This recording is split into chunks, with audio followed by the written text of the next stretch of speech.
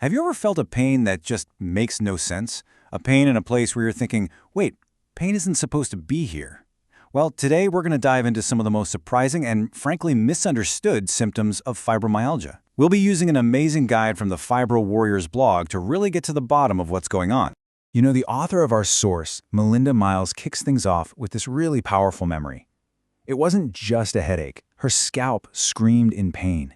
And that one moment, wow, it just perfectly captures the bizarre, frustrating nature of fibromyalgia, where the body's entire alarm system seems to be going haywire. In that experience, it leads us right to the big question for today. Why? Why does this happen? What is going on inside the body that can turn something as simple as combing your hair into a totally agonizing experience? Let's find out. Okay, so our first stop on this journey is just wrapping our heads around the idea that fibromyalgia pain is truly a pain out of place. It shows up in spots that are way beyond where you'd ever expect. So here's the most important thing to get right from the get-go. While we all think of fibro as muscle and joint aches, our source explains that it's really a condition of the central nervous system, the entire system.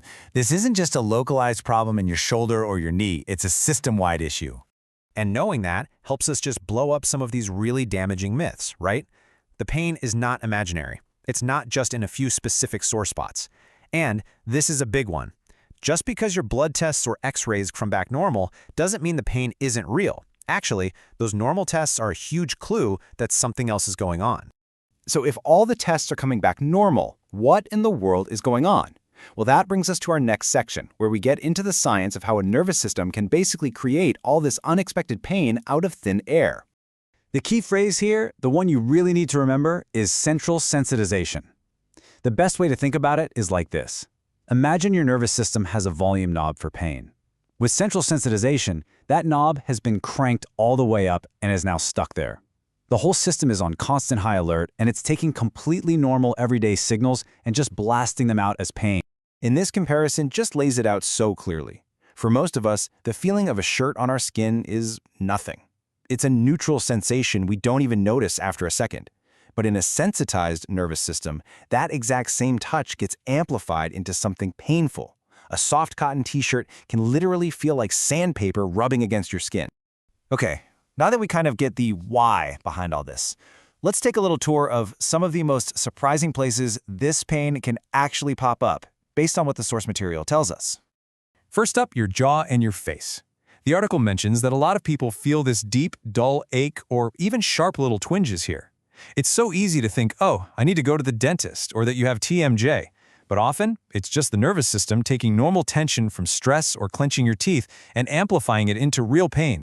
And then there's the chest wall. Now, this one can be genuinely scary. We're talking about a sharp, stabbing pain that feels like it's in your ribs. And look, any new chest pain absolutely needs to be checked out by a doctor right away to be safe. But in the context of fibromyalgia, this is often musculoskeletal tenderness that's just being cranked up by that sensitized system. And finally, the skin itself. This is where we get this wild phenomenon called allodynia. It's a fancy word for when a touch that should feel good or feel like nothing at all becomes painful.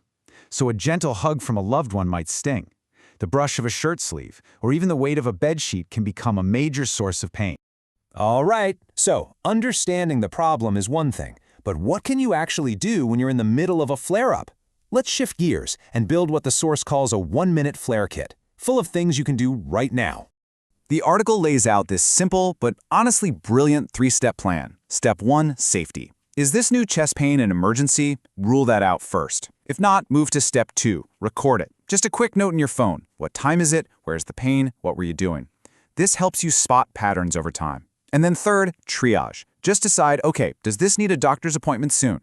It turns that chaotic, panicky feeling into a clear, manageable plan.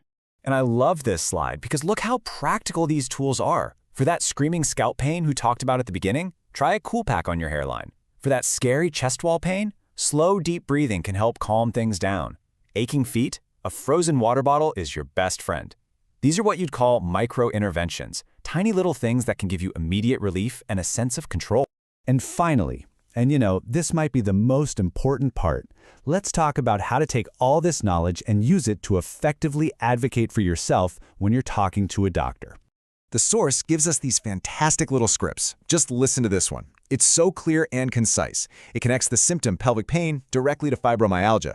But it doesn't just state a problem, it actually proposes a possible solution and asks for the doctor's expert input. It's collaborative, it's proactive, and it's so empowering.